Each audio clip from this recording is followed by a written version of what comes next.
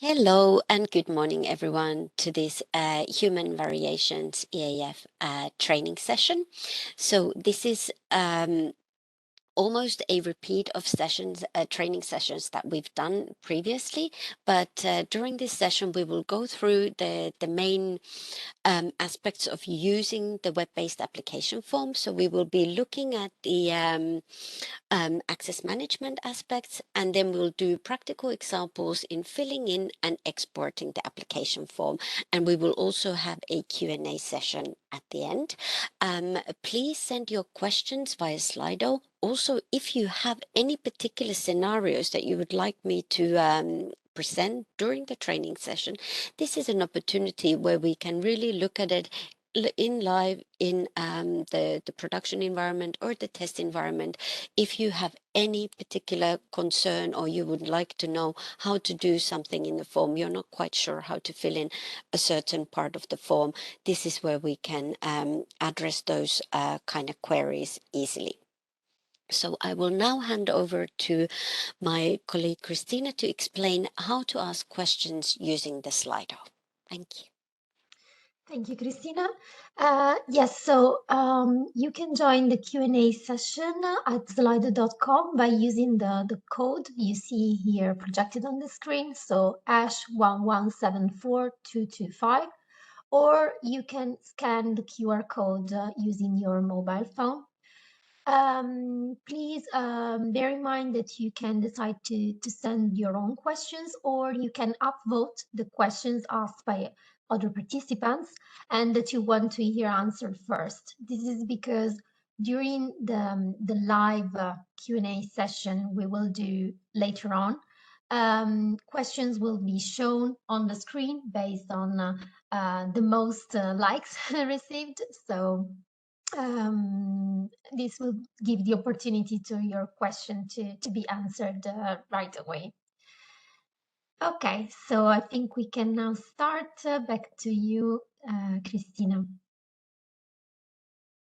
Thank you, Christina. So here, just to give you a very quick overview of the PLM portal. So we are now in production. You can access the PLM portal on the URL that you can see on the screen.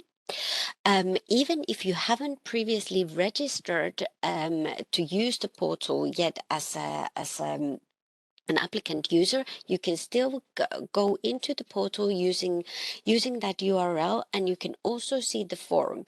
From the forum, you can find a lot of information on how to use the portal the best. We have recently published an updated navigation guide. So this is like a user guide on how to fill in the form using the web-based forms. We also always publish the portal release notes in this forum.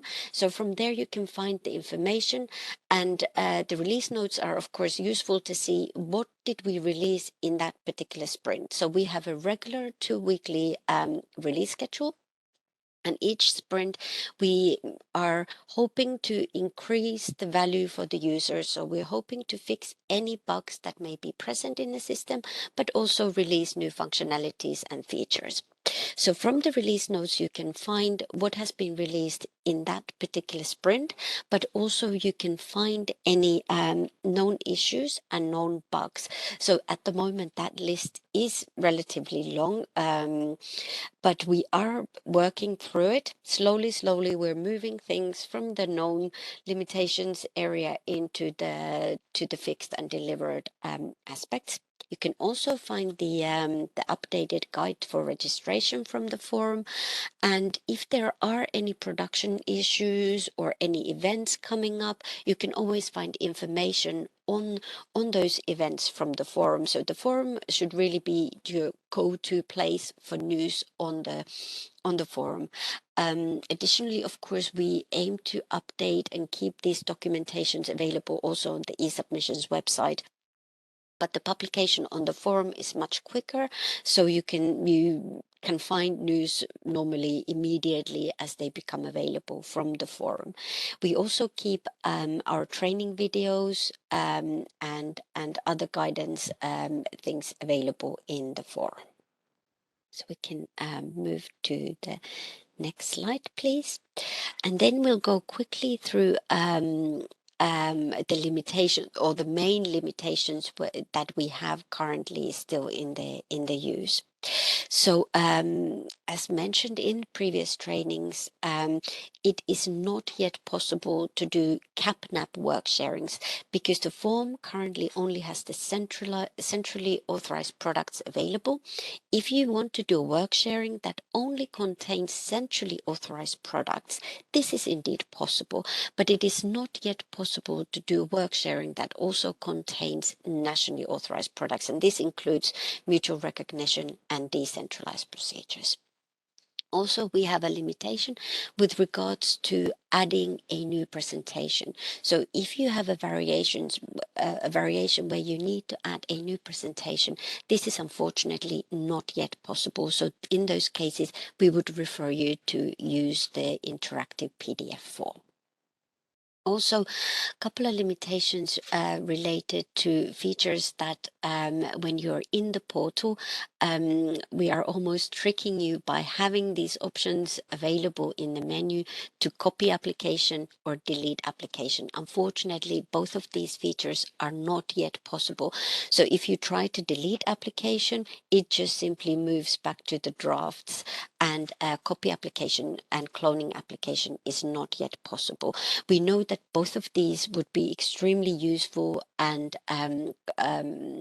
wanted convenience features, and we have prioritized them, but we are not yet able to deliver them.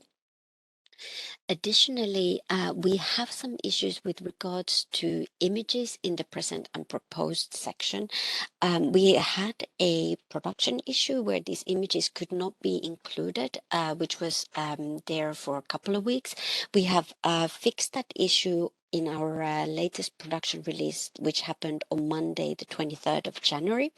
So images can again be included in the form, but unfortunately, if the images are very large, they are kind of, how to say, scrunched up in size. So if you have a landscape image, and when you export the image into the PDF, it is then shown in portrait, so they can be a little bit difficult to read. If you would still like to use the web-based form and you have large images, you can of course include a separate annex to the form, as you can do with the interactive PDF as well. So that is of course always an option. But smaller images and images that are in portrait should be working okay in the form. But it is more like if they are very large, and especially if they're in landscape, they will not appear as expected.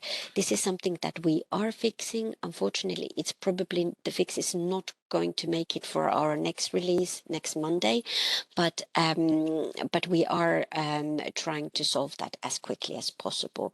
And additionally, we also have the limitations where we don't recommend the use of the forms, especially for longer procedures when the products have, for example, pre-filled pens and syringes, because we're still waiting for the products to be able to come from XEV PD, and we will have this match and merge. So there may be some changes to the products, and if you start a procedure now and you need to update your form for any particular reason during the procedure, there may be some issues related to these products because they will change in the system.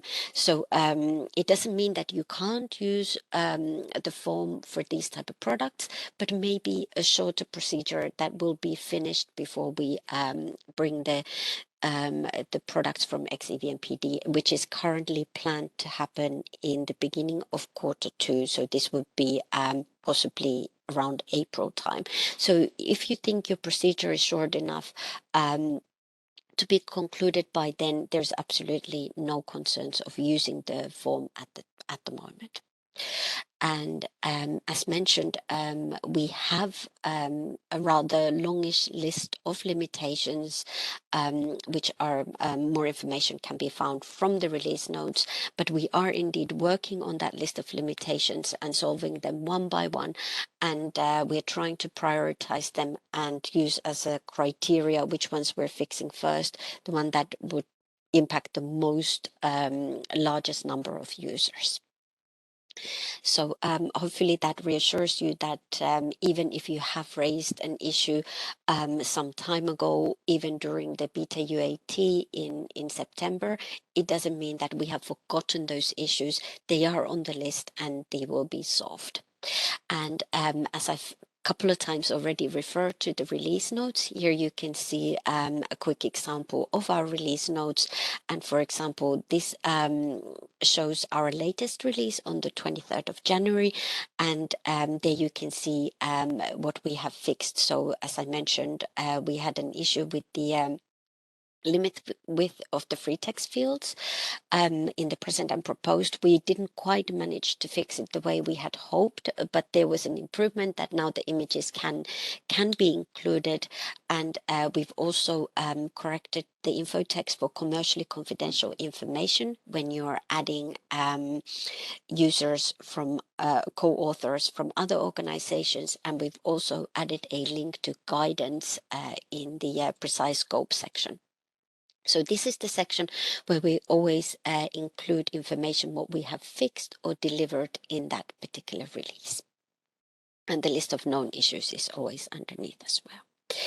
So that is from me at the moment, and I will now hand over to my colleague Joao, who will go through the access management issues. And please, if you have any particular questions related to access management, so you have a problem, you have registered, but you cannot find, you can't access the PLM portal, or the product or your company is not available, or the products are not available, you can also ask questions related to this.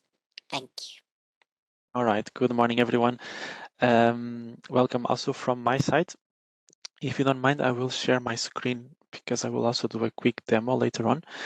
So in the next few minutes, I will guide you through the ground rules for access management in the PLM portal. In a nutshell, the access management process has been designed in a way to be flexible enough to cover different working methods that can apply to different organizations. So basically, the role of the EMA is in access management to approve or deny requests for administrators for each organization. And then these administrators have the role or the responsibility to manage the organization's access. So these administrators will be able to approve or deny applicant access requests. And those applicant requests relate to 3 different roles. I want to emphasize here that if you are an administrator, you're not entitled to access the PLM portal by itself. So if you want to also access the PLM portal, you will need an applicant related role in addition to the administrator role. So if we look at the applicant roles, we have 3. They work in a way that one role inherits the roles or grants of the previous one with some additional operations. The eAF applicant contributor role is per se the most basic role, so it has limited grants, allows only to perform a limited number of operations.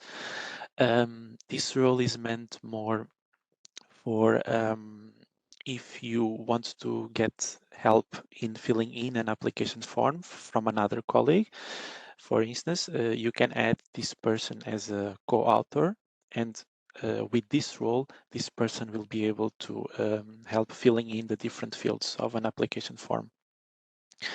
If you look at the eAF applicant manager role, that role allows, in addition to filling in all the fields of an eAF, it also allows to initiate a new eAF and manage that eAF from beginning to end. So the person, the manager, is able to create and manage his or her own application form. And then on top, we have the eAF applicant coordinator role. This role basically is the overarching role. It allows having access to all created, ongoing, finalized application forms that potentially have been created by other colleagues. So this one is the one with highest grants. I also wanted to emphasize here the data protection disclaimer. Every time that you request a role or that you approve a role, you should bear in mind that you are, in a way, indirectly, allowing this user to access data that can be sensitive. We talk here about the product's information, we talk about contact details. So please be thoughtful when you request a role and also when you approve a role. So moving on to the next slide. In this slide is a more detailed overview of the grants and roles. So what you can do with each role. Each row means a specific grant or permission that you can have according to the role that you were granted with. So each column here represents a role. On the right-hand side, you can also see NCA related roles. So in case you belong to a competent authority, these first roles that I was talking about, they don't apply to you. So for those ones, we have two concrete ones, the eAF competent authority user and the IRIS eAF competent authority admin. Being the eAF competent authority user somehow compared to the eAF applicant coordinator, just applying it at country level.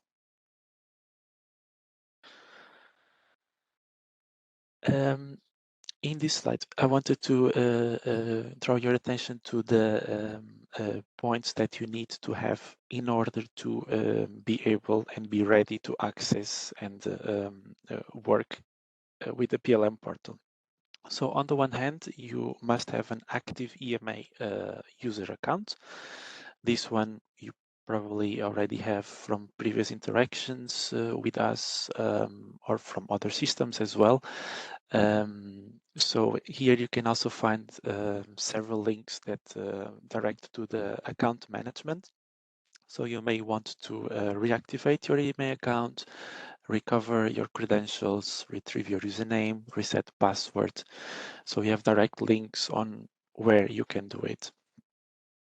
On top of the EMA user account, you have to have roles assigned to that account so that you have specific grants that allow you to perform different operations in the eAF portal.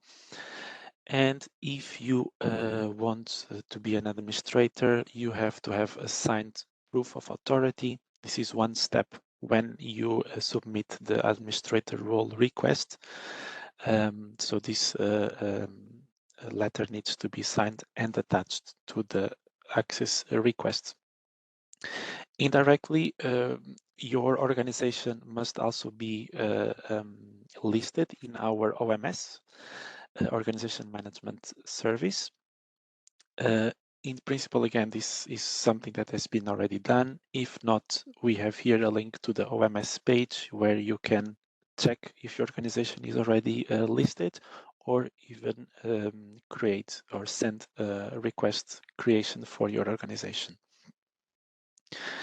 And finally, the link to the user guide for registration. All this information and more is found in the detailed document that we already shared with you. I would now move to the demonstration part. I will demonstrate you or guide you through how to create an access role request. So for that, we go to the EMA account management portal. The link is register.ema.europa.eu. This is the one. So here you have a couple of links again to create an EMA account if you need, recover username, password, reactivate it, and so on. This is a quite straightforward procedure. It will ask you your name, a password, your email. So this one I will skip for now. I will move to the sign in, and I will add the username and password. So I will use a test user for this purpose.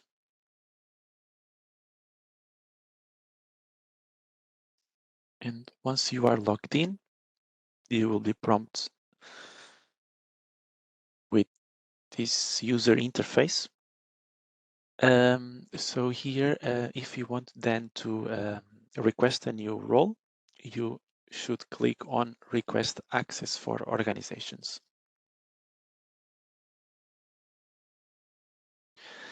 As you can see in this horizontal bar, we have 5 steps to follow. The first one is called search criteria. So here we want to narrow down what or where your organization belongs to. So first step is to identify the country. This is a mandatory search criteria you have to fill in. So you can use our drop-down menu, or you can just search, type some words and get the country you want to. I will add some so that you know that you can add as many countries as it applies to you. One is also fine. And you need also to fill in one other search criteria out of these ones that you see below. For this purpose, I will enter the organization name. You can also have the org ID, location ID, city, postal code. So I will add the organization name that we have for testing purposes, and I click next. And in the next step, we should see a filtered list of organizations that fulfill the criteria we just added. All right, so here I went down to 2 organizations. It's possible to request in a single request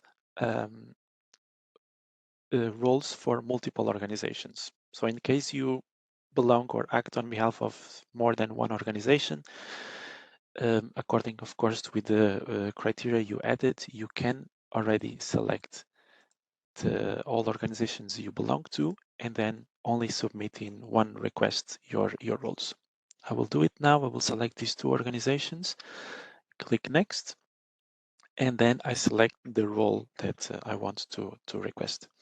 So here we can use the search box, for instance, to be easier to identify it. I will just type eAF, and automatically I see here the eAF related roles. For this purpose, you see here the prefix UAT underscore, because this is for testing purposes. In principle, you should not see it. You will only see the name itself, so the roles that apply in production. And you see here the 3 applicant-related roles: contributor, manager, and coordinator. And you see the admin role, which is shared with Iris. So in case you are already an admin user for the Iris platform, you automatically are for the eAF. So you don't need to request any additional role for administrating the access management. I will select, for instance, the manager role and click next. Before I click next, you will see that we will jump the step 4, additional information. The step 4 relates to attaching files if needed. As mentioned, this is only needed if you are accessing or requesting access to become an administrator. And there you will need to attach the letter of the proof of authority. So if I would click here, I would need to fill in or attach the file in step 4. Because I'm just submitting the eAF applicant manager role, I will automatically skip the step and go directly to step 5, which is just a confirmation that the request has been submitted. And what comes next is that this request goes back to the administrator of your organization. That user receives an email informing that there has been an access request pending for approval.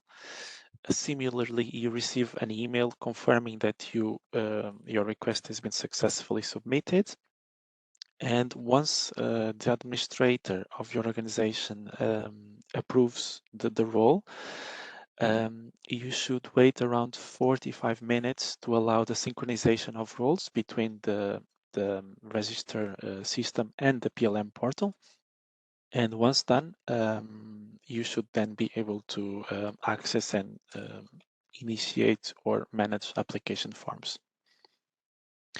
So very briefly, I will simulate the login of the PLM portal. The URL, as mentioned before, is plm-portal.ema.europa.eu. You can sign in on the middle of the page or at the top right corner, clicking sign in. Then you click again, sign in.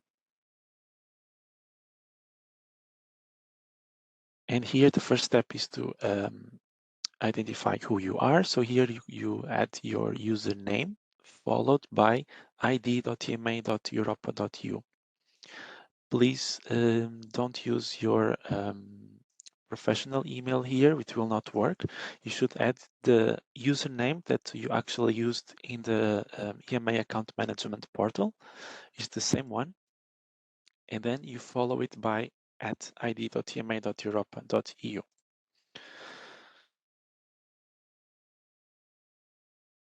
The next step is to enter the password. So this is again the same. And before I click sign in, because I'm at the moment at the EMA premises, I cannot show you the multi-factor authentication. So there is an extra step that you will be requested to fill in. I will just simulate the sign in. It will say stay sign in. I'll say no for now. So I'm in now. And what happens is that I can see now this application forms section that was not possible to be seen without being logged in. And from here, I can either create a new application form or access existing ones. Coming back to the multi-factor authentication that I wanted to draw your attention, this is the third step that you could not see. So besides the username and password, you also are required to verify your identity by means of a multi-factor authentication. So that is possible via several types. The default one and the advisable one is to use the Microsoft Authenticator app. So this means that in your mobile phone, you install this app, and then every time you're trying to access the PLM portal, it will ask you, or you will receive a pop-up just for you to approve that indeed it's you who is trying to access the portal. There are other means. You can use a text message, you can use a call, or you can receive a verification code. The verification code would be to receive it in the Microsoft Authenticator app.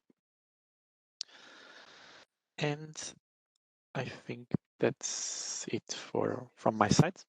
I would hand over back to Christina for the demo on the eAF. Thank you. Thank you, Joao. So I will now share my screen and I will do a demo of how would you fill in a form in the portal. Just share my screen quickly, trying to make sure that I will share the correct screen. Should be it. I hope you can see my screen now.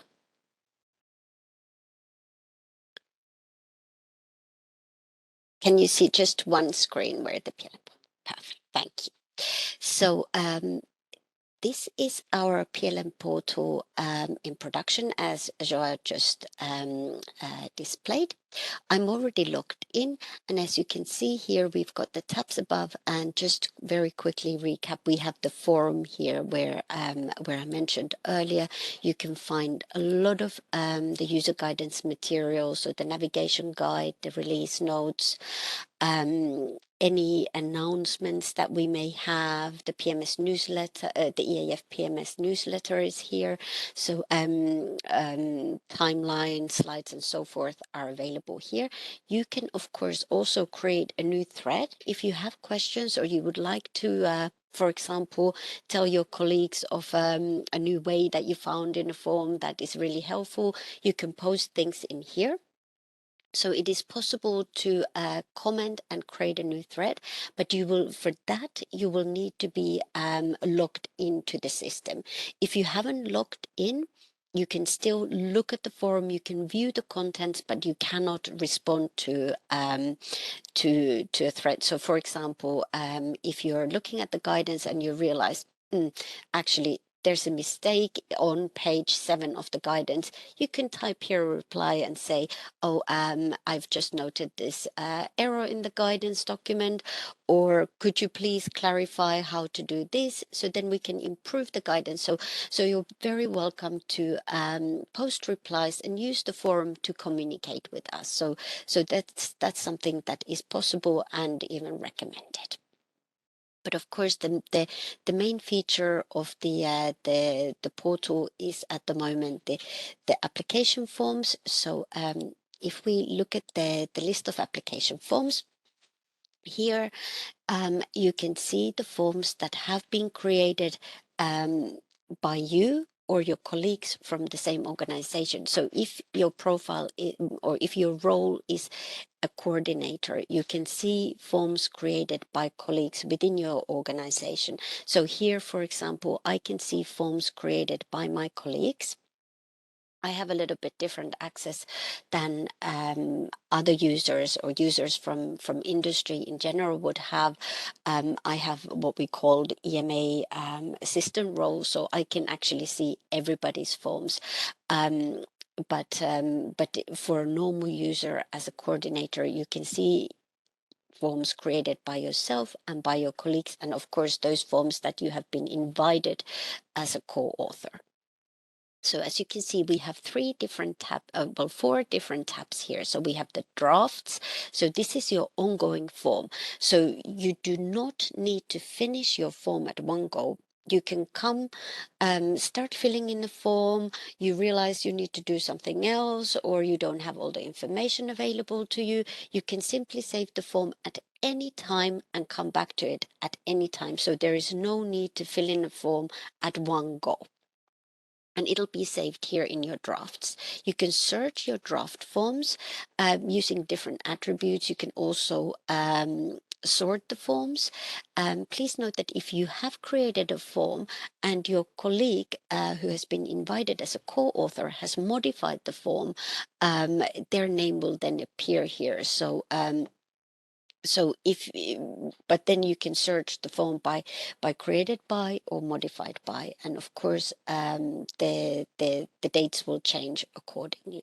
You can also use the friendly name, and you can always find them by using this application form ID or your friendly name. Currently, we have a limitation where you cannot change the friendly name. So if you start creating a form and you're assuming your variation number will be type 214, and then when you submit you find out actually it was 15 because a colleague had submitted another variation procedure beforehand, unfortunately it's not possible to update it for now, but it is something that we are aware of, and we are hopefully able to include that feature in future. You can also deactivate forms. So for now, deactivating form is almost what we would call a soft delete. So you would go to this right-hand menu, and in here you click deactivate application form. So for example, this form now is the variation 22332. So I can go and deactivate the application form. And as you can see, it has disappeared from this list. If I go to my deactivated tab, I can then see that the form should have appeared here. So if we refresh, then it definitely should become visible on the list.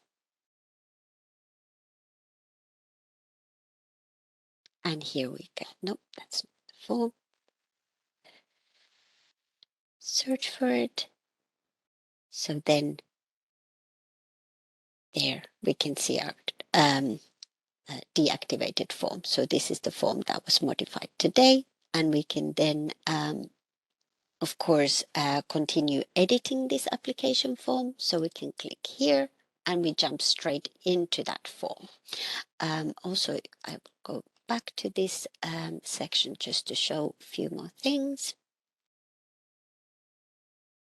So if we start to edit a deactivated form, it will then move back to the draft forms. Also, what we can do once we have finished the form and we've used the finalization feature, the forms will move back to completed. So let's imagine that you have completed your form, you have submitted it to the EMA, and you receive a VSI, a validation letter from EMA asking you to correct something in the form.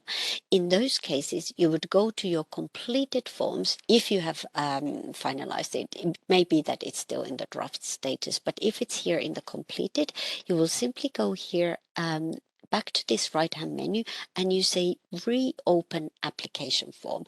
And when you do this, the form will move back to your drafts tab and you can continue editing this same form.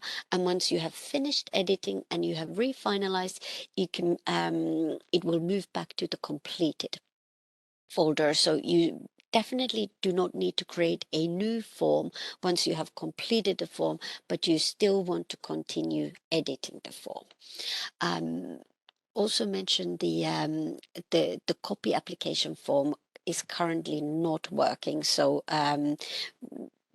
please don't click that. It doesn't do anything. Also in the deactivated, we have here delete application form. Unfortunately, it is not possible to delete application form at the moment. If you click this, it will simply move back to the draft. So unfortunately, these things are still there, but we are hoping to fix them in not too distant future. And of course, you have then the view where you can see all your forms in all different statuses, and you can see the status in here. If you can't find some of them or a particular form, you can use a search when you're in your all window. And of course, you can always refresh, or you can download a list of all of your forms that you're working on. So this will create an Excel of your forms. So if we go and create a new application form, you have in principle 3 different ways of doing that. You can decide to create a new one from here. So you always have this create new application form available. You can click here, new application form, or if you're on the home page, you can go here.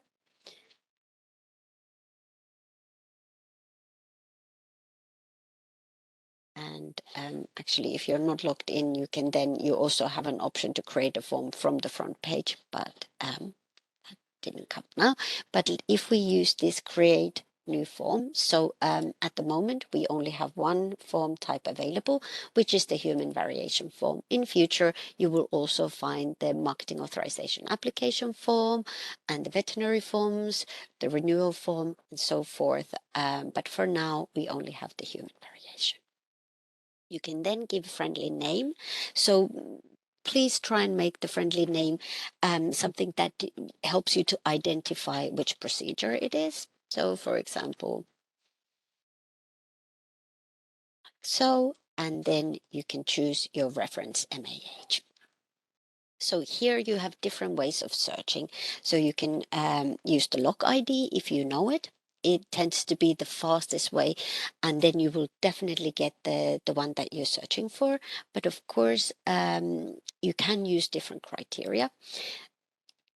If you select, and then you realize here when you see the org and the log ID and the customer account number, in this case, we don't have the customer account number for this entry because I'm in the UAT environment, but in production environment, you would see, of course, the correct customer account number also.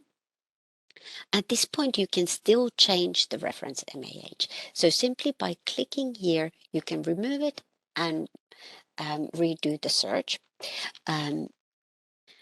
If you want to use, for example, the address, because you don't know the log ID, you can also do that and can find your organization from the list. You select it, and you can move forward. And you will then click create and next. Once you have created the form by clicking this create and next, you can no longer change the friendly name and you can no longer change the reference MAH.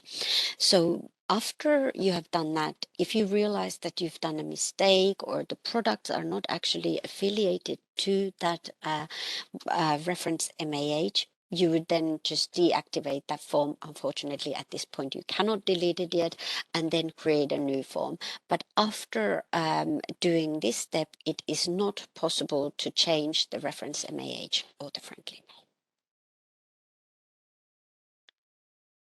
So here we are now creating the form. Joao showed how to add the co-author. Just to very quickly show here what we delivered in our latest release is we have corrected the information related to commercially confidential information. So we have removed it from the adding a co-author from my organization because it's of course not relevant, but when you're adding a co-author from other organizations, so we've clarified the information and details related to commercially confidential information. So in itself, in the web-based form, you cannot really see much commercially confidential information. But for example, when you have edited the form and you export the PDF, which you can do at any point of time, there is a lot of information about the form available in the XML attached to that PDF. And there is also commercially confidential information that is not at all present in the PDF, visible in the PDF. And if you do not want to see other colleagues to see that, please bear in mind which access you give for co-authors from another organization.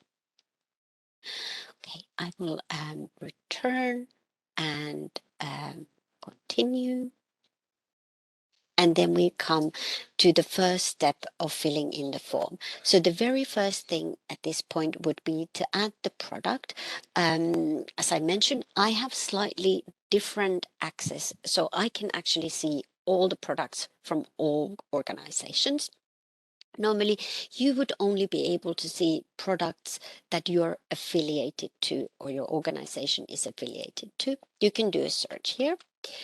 I will display now why we don't recommend using the form for longer procedures for some of the, let's say, injectables, for example. Here, as you can see, I have multiple different medicinal products for this authorization products available. But at the moment, it's, let's say, impossible to identify which one of these medicinal products contain is which, because they all have the same name, and here there is no differentiation. So I would need to select multiple to actually, if I have a variation that doesn't impact all pack sizes or all presentations, I wouldn't be able to identify at this point which ones it is. So I would have to select them all, save, and this brings me to another issue that we currently have in the system. If I now click validate, I will get a validation error that relates to RPI, which is the research product identifier. All caps already have this, so you don't need to worry about this at the moment. We're hoping to fix this error. It could be as soon as this next coming release this Monday, or it might be in 2 weeks time. So this error doesn't really refer to the missing RPI. This is an error in the error message that is caused by a performance issue in the system. So this is a very complex thing, but this happens if you click validate too soon, because you can see the number of selected packages is still 0. So you can ignore that error. So please don't be alarmed. The RPI is there. You don't need to worry about it. Now, meanwhile, the number of selected packages has been refreshed. So now I can actually go and drill in deeper into these packages and see what I have. So here I have pre-filled pens, and here I have cartridges.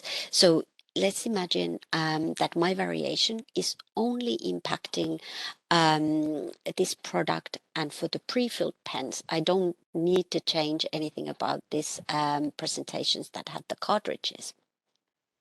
So now I would go back to add product, which sounds a little bit illogical when I want to actually remove something. I will go here and I click to view selected products. So if you have added a product that should have not been added, this is how you will remove it. If it works, it should work, but as usual, we're getting a little demo effect, which is fine, as this may happen to you in production. So let's see if it covers. But here, so basically this clicking view available products or the list of view selected products should give you the list of the products, the medicinal products that you selected in the first step. See if this doesn't recover. We'll go to the production environment.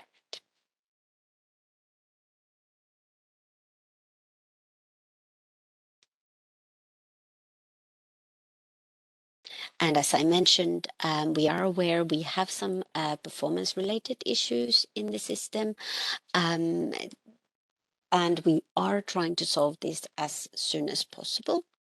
So here, don't know what has happened, but let's now select that and see if we have multiple selected. So it seems there is some little issue in the system. But please don't be too alarmed, because I'm currently displaying the UAT environment.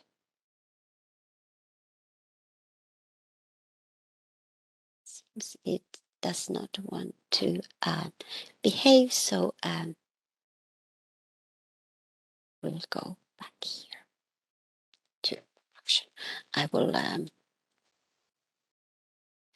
select something that I filled in previously. So simply to show this, if I realized at this point this is not the product that I wanted to select, I will go here, add product.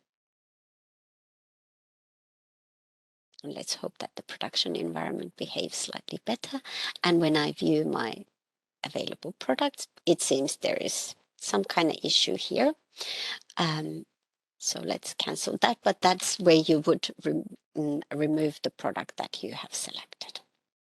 Then the next step would be to add your types of changes. Go back here. Hopefully there are some products selected. So we will go and we search for the scope that we want to add. So you have multiple ways of adding or searching for the scope that you would like to select. So if you know that you are doing a B to B to A, you can simply type it here and search. If you're not quite sure which one was it that you need, you can just type a little bit here and then you will get the whole list here, and you can drill down, you can add another attribute and one more to drill down on the list. It is also possible to search using word search. So for example, if you want to search using a secondary packaging site, add asterisk for wildcard.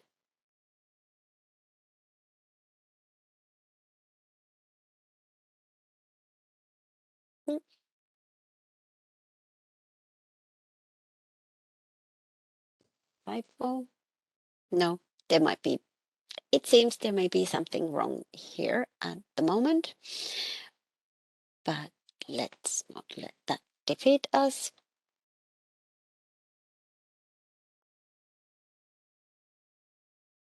We will select like that.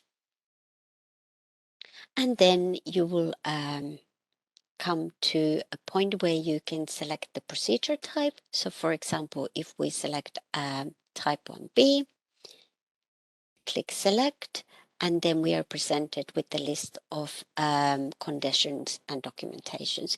If we at this point realized this wasn't the procedure type that you wanted or needed, or this wasn't in fact even the scope that you wanted or needed, you can remove this. You can select the conditions and documentations. If you want to add a note, you can do that here. And of course, if you cannot fill one of the conditions, you would need to add a note, otherwise you get a validation error. Of course, you can just use this note to add additional information. And then you proceed to save. If you have a group variation where you need to add multiple times the same scope, it can be a little bit laborious at the moment because we don't have cloning or culture available. So you would just simply have to add the scope as many times as necessary. We'll just sleep that. That should be okay. We have a type 1B. But we're hoping to add some convenience features here where you would be able to clone the selected scopes. We'll then move to the procedural information. So this part is basically what you would have used to seeing in the interactive PDS as section 1. All of these details are auto-filled by the system, so you don't need to fill them in manually anymore. The only section you would need to fill in is if you want to add a variation procedure number, or if you have a high-level work sharing number or IG number, you can add that here. Or you can, of course, if you have a type 1B or type 2 variation, you will need to select something here. Currently, we have a little defect. It is not mandatory to select one of these, even though it should be mandatory. So we will be making this mandatory. And then, of course, you can add the contact details for your marketing authorization holder and add the contact person. And here you would launch the OMS search for the company and add the details for the application contact. To save time, we'll skip those steps now. But of course, in real use, you'll need to provide that. Then if we look at the let's say the core of the form, which is really the change is what you are doing. So the precise scope and background for change, we have split this into two different sections. We have now added link here to the guidance documents, which will explain to you how to write the precise scope. So this is a very useful document, so please review it when you're filling in your application form. Here you will enter your text, and we always recommend that you save at this point so that you don't lose the changes when you move to present and proposed. And now, present and proposed section, here, even if you are doing, let's say, a medical device change, you will need to first add a present and proposed, and you do it by clicking in here. So you always have to click this add present and proposed first. You will then be presented two fields, just like in the interactive PDF. I will now show how to include images here. So, for example, I have an image that I've saved previously. I will add the present image here. And here, as I mentioned, we have a little bit of an issue with regards to images that are too wide. If they are narrow enough, there is no issue at all. See,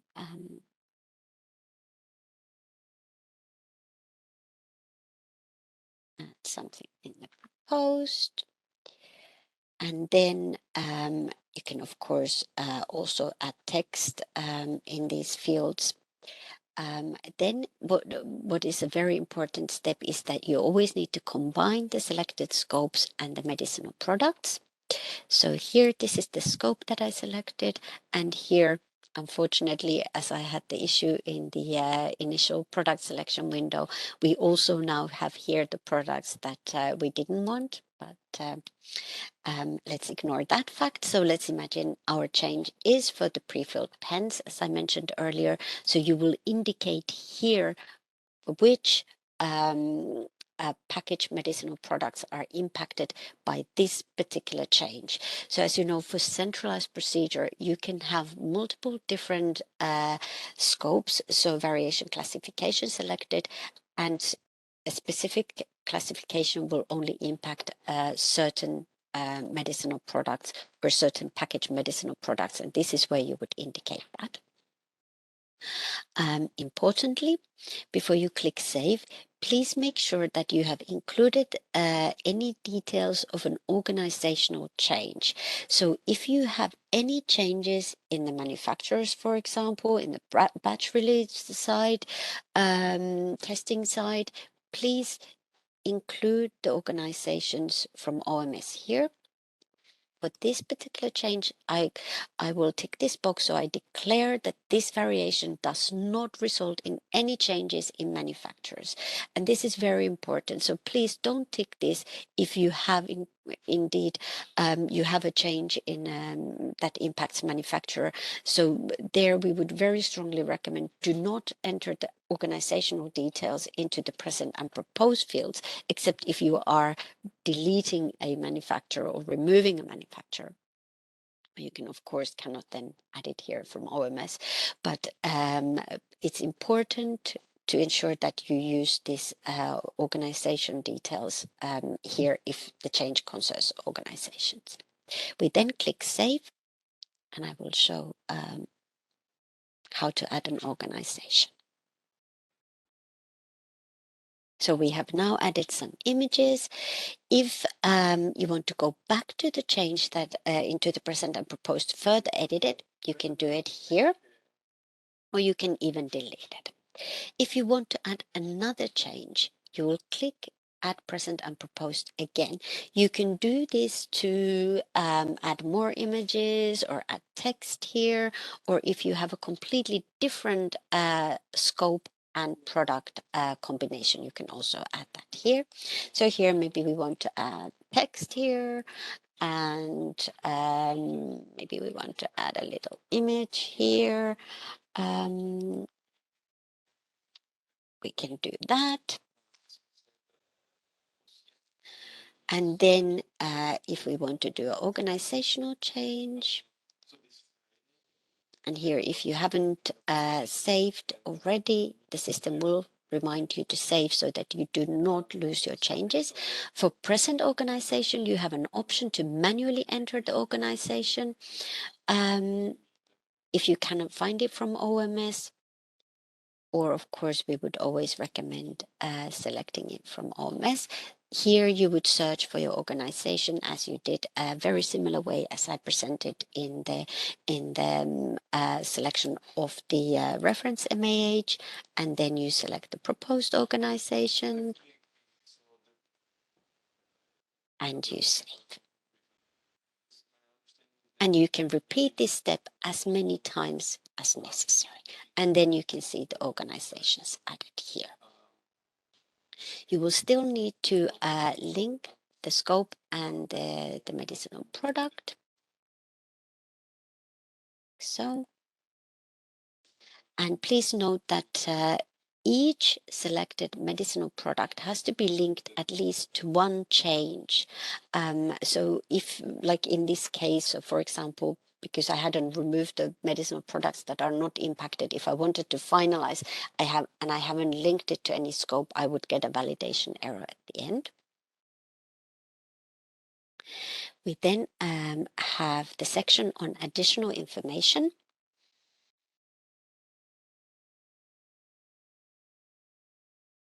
Seem to have a little problem here. Let's jump back to another form. And here you can see the sections in the additional information. So in principle, these are the sections 4A, 4B, and 4C from the interactive application form. So for example, if you have, as I did, selected a new indication, you will then need to include information, if relevant, for orphan designation. So this is done by searching.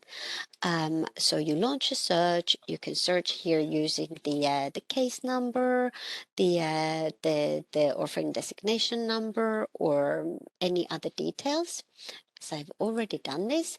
It will then automatically fill in the designation status. So for example, orphan designation granted, this was the designation date, and this is the number in the community register.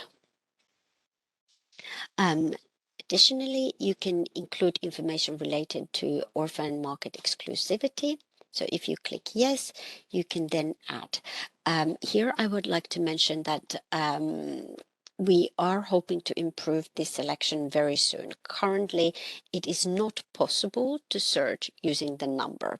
So, and what we're actually asking you to add here is the number. So this is very, very difficult at the moment. So you would need to search, for example, based on the active substance or agreed condition. So this is very difficult at the moment. Hopefully very soon we will be able to improve this. But once you select here, let's imagine this is what the number I wanted to select. And then when you export into PDF, you actually see the number. So this is also very difficult because you cannot confirm here that you have selected the correct entry that you wanted, but you need to export to the form before you can see what you have selected. But this is something that it's a known limitation. We're hoping to fix it as soon as possible. Then you have the section on the pediatric requirements. There shouldn't be any significant change here, how it works in comparison to the interactive PDF. Again, here, adding the numbers is done simply by searching the system, so you don't need to type anymore. So you just perform a search. Sometimes you may need to, or if you cannot find, it may be easier. The less characters you use for the search, it works better. So you may be able to find your entry using less characters. Similarly here, you will add your document reference number. So this is free text. And in the extended data exclusivity section, please make sure that you tick not applicable if it's not relevant. Otherwise, again, you can't finalize because we need to indicate that there are no information to be added in that section. And then, of course, there is the finalization section. Just here, I want to mention that if in the annex documents you select SPC, labeling, or package leaflet, you will get this additional tick boxes, mandatory tick boxes in the declaration of applicant section, and these relate to personal data. These tick boxes will not be visible in the PDF that you will export, but it is important that you read the text and declare that there are no commercially personal data in any of these documentations. And then, of course, you will finalize the form. And just to mention here again about the signatories, currently we have a limitation. You can only add 2 signatories. We will be adding so that you can add more if needed. And of course, bear in mind, you cannot sign the form. You're not expected to sign the form in this web user interface. Only after you have added the details here, you have exported or finalized the forms, which will export the form for you. Then you can add a digital signature into the form if you wish to do so. We are currently not rejecting forms if you haven't signed it. I know at least one case where accidentally EMA colleague had forgotten that we do not require a signature, a mandatory signature in the web form, and had sent you a validation letter. But please, you do not need to sign. So if that happens, the colleagues at EMA will of course retract that validation issue. So here. Signature is different. So in the interactive PDF form, you must sign the form because you're locking the form by signing it. Here with the web form, we are still negotiating with our legal colleagues with regards to the mandatoriness of the signature, but currently we do not require it. So basically, this is how you fill in the form. As we don't have too much time, I don't go through in detail all the sections, but if there are any questions or anything that you would like to have enhanced in the user guide, we can do that.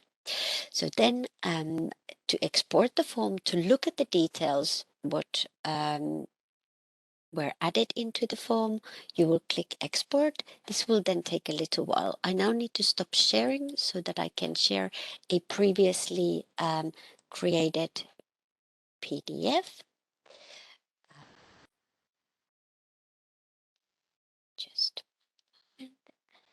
share this.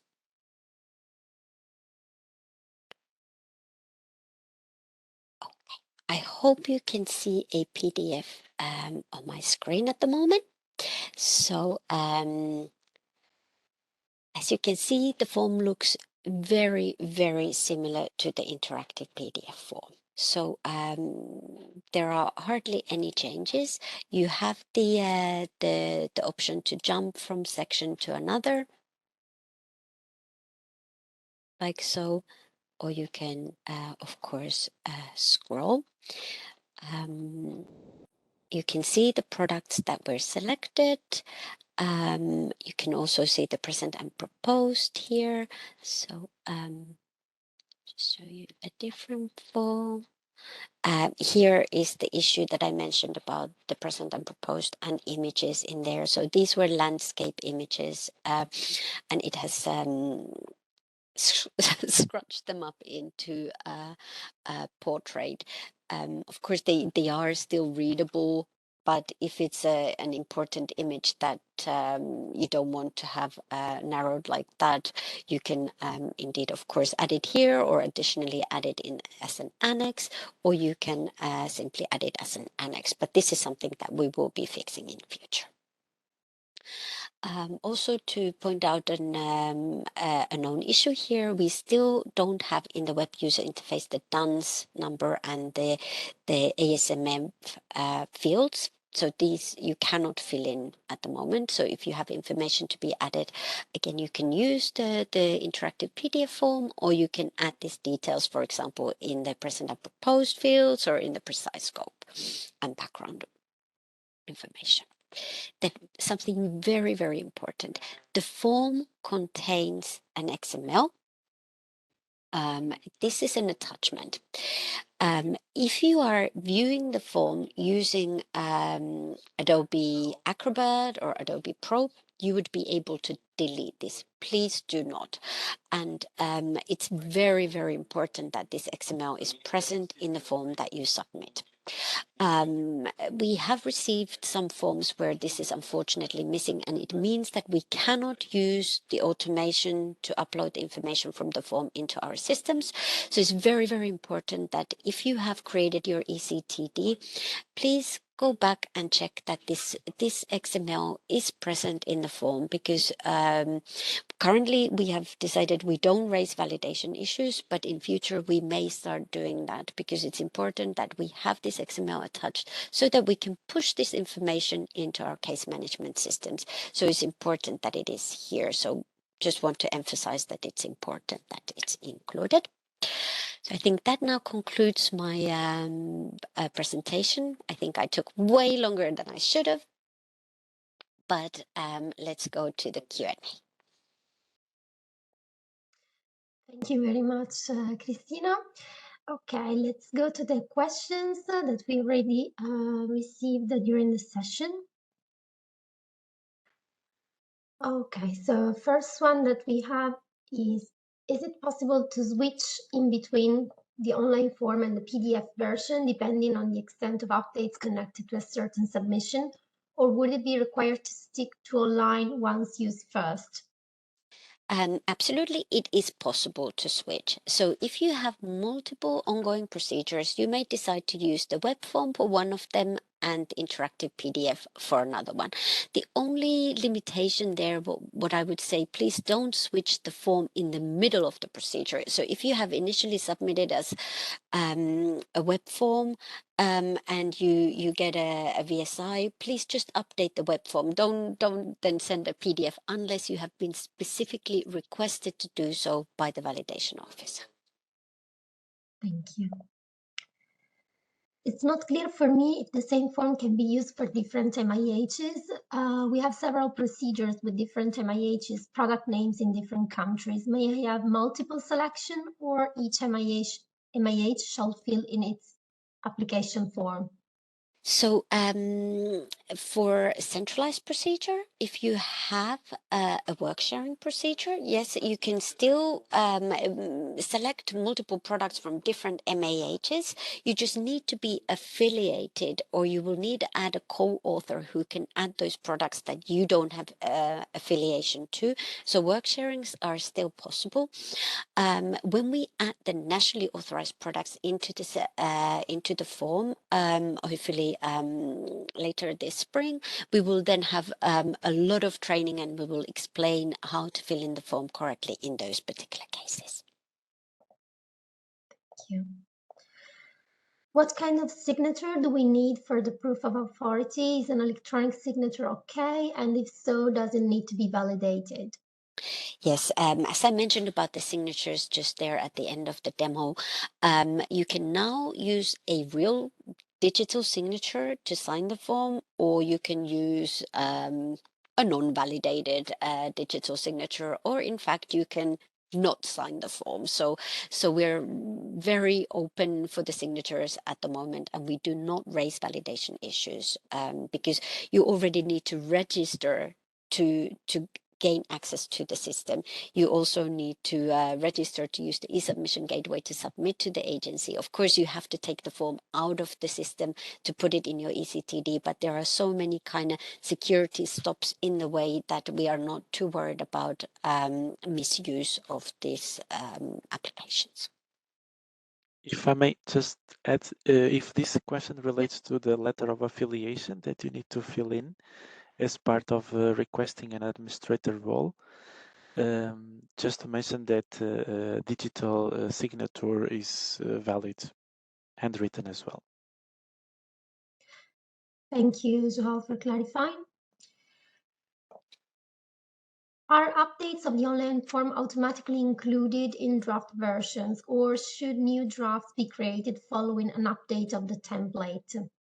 No, the updates should automatically be included. So, for example, if you have already started to fill in a form and, for example, this ASMF number field is missing, let's imagine that we do a release while you have already created the draft form. Yes, the new fields should appear in your draft when you refresh. So there should be no need to create a new draft. I know there was some issue that I could not, after it had been fixed, I could not see in the previously created forms, but in general, always the new updates should be within the draft forms already. Thank you. When is the merge from XVMPD occurring? I don't know whether Marcus or Veronica from PMS team can address this. Yeah, well, I think that is a shared question from PMS and Daddy. So from the PMS side, we are aiming to have the data loaded from XVMPD by the end of this quarter, so by the end of March. Um, but this is from a PMS side, then the Daddy team will need to load this data into their system. So there will be a couple of weeks when we finalize the loading of all the data from XLMPD, and then Daddy will be able to take the data into their system. I guess there will be communications on when this is going to happen, this data release. So just for you to know, this is happening by the end of this quarter, beginning of the next one. I guess you will be able to have the data in the Daddy portal. Indeed, thank you, Marcos. So once the data is available from PMS into the PLM portal, we will then need to, of course, do some checks that everything is okay. There will be announcement well in time, and we will organize a lot of trainings and sessions to explain how to use the forms for the nationally authorized products. And of course, at that point, when we are adding the nationally authorized products into the system, we are also adding, or there will also be the change for the centrally authorized products. So we will do this match and merge from XEVMPD, and that's exactly when you will be seeing the changes in the caps. So we're currently anticipating that this should happen around April, May time, but we will, of course, are dependent on the data coming from PMS and on any usability issues or any bugs that may be discovered related to use of that data in the system. Thank you, Christina. What happens if a mistake is identified once the electronic application form PDF is exported? Should this form be deactivated in the system and a new form started?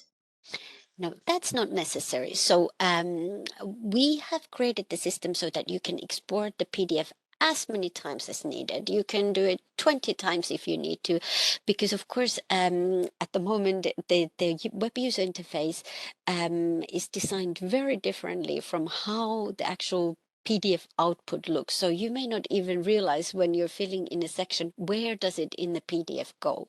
So you can export as many times at any status of filling in your form. If you see that there's a mistake, you simply go back to the web user interface, you edit it, you can re-export it, you can repeat this step as many times as needed, and you until you feel that now the form is ready, and then you can finalize the form. So there's no need to at all to deactivate the form and start a new form. So this editing can happen multiple times over days, weeks, even or months, even if need be. So there's no need to deactivate and start from the scratch, unless of course you wish to do so. But as well, once you have created the form, you can basically remove almost all of the information that is there and restart, use that same form, or if you want, for whatever reason, you can create, of course, a fresh form and deactivate the old one, but it is not necessary. Thank you. It is not recommended to use the new approach for products with pre-filled pens and syringes, injectables. What about products in pre-filled syringes indicated for topical use, not for injection? Is the same applicable or not? Here I'll hand over to Marcos soon, but Yes. just as a rule, I would say that if you have if you remember from when I selected Novamix and you just see multiple Novamix, but you wouldn't know which one is what, which one contains which package. If you have an issue like that, that you have multiple medicinal products that have exactly the same name and you have a difficulty of identifying it, then that would indicate that these products will get an update with the XEVMPD merge. But we have identified the products which will be impacted. There may be around 130 of them, but maybe Marcos can give a little bit more information on exactly which products they are. Yeah, so I think it's not a case of if the product is injectable or not. It might happen to different type of products. I would also like to point you to the chapter 7 of the EUIG that you can find on the PMS webpage, because in this chapter we have explained what is going to happen to those products. So the thing is, in Siamed we have an umbrella product, is how it's called. And under this umbrella product, we have different products, and this is not IDMP compliant for some of those products. I would say if in the DADI portal you have a product with a name that is not the same as the name you have in the SMPC, then I would not recommend to use this product on the variation form. So for example, you can have a product that is ibuprofen 500 milligrams solution for injection, but in the SMPC you have solution for injection in pre-filled pen and in pre-filled syringe. So you have different names for different presentations. In DADI, for the moment, as we are taking the data from Siamed, this difference is not cannot be performed on the system, and it will be done in, when we load the data from XCVMPD. So it's in those cases where you should not use the form for those products, because at some point in March, when we load the data, we will split those products based on the name that you have in the SMTC. So please, again, go to chapter 7 of the EUIG, because there you can have all the information. It's we have a section on this chapter of the EUIG explaining which are the products that are impacted and what is going to happen to those products. So, and if you have any question, we are here to be able to help you with any questions you might have. Thank you, Marcos. If the consultant hacks on behalf of the applicant or MAH, the email address used to access the management of the EM account must be that of the consultancy or the MAH organization. João, maybe you can take this question.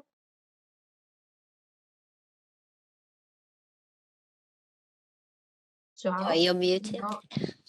Yeah, okay. Can you hear me now? Yes. Perfect. So I was saying we recommend the use of a single user account, and the use of the work-related email address is only needed when you are in the process of creating an EMA user account. For a consultant, what we recommend is that that consultant creates an EMA user account, take into consideration his main email address, and then with that account, you ask for specific roles that can be from another organization. Of course, in practice, you can have two EMA user accounts, one with the consultant email account, one with the MAH email address. But this makes the whole process of maintaining the roles accessing more complex. So please would be great if you can use the consultant email address and account. Thank you, João. I think we can take the last question and then go to the closing. Do EMA review systems use only information in the XML file attached to the PDF exported from the Product Lifecycle Management portal and not the eAF itself from the portal? Indeed, yes, this is what happens. So when you include the PDF containing the XML into your ECTD package and submit it, we have a system we called AVS, assisted validation system, that reads the XML from that form attached into your ECTD package, and we then feed that system. We fill in the information into the system from the form that you submitted. So we don't actually use the back end data, because we want to use the information that you have decided to submit to us. You could have created multiple versions of that form. You can generate the PDF as many times as you want. What if you submitted the second to last PDF to us and not the very last one? So, we want to be absolutely certain that we're using the information that was chosen to be submitted by the applicant and not from the backend.